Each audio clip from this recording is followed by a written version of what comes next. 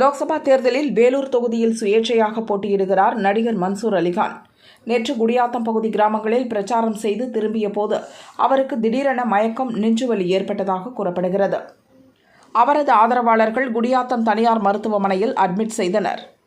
அதன்பின் மேல் சிகிச்சைக்காக ஆம்புலன்ஸ் மூலம் சென்னைக்கு அழைத்துச் செல்லப்பட்டார்.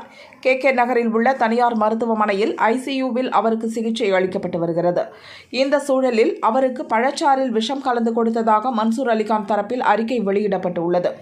குடியாத்தம் சந்தையிலிருந்து வீடு திரும்பிய போது வழியில் சிலர் பழச்சாறு மற்றும் மோர் வழங்கினர்.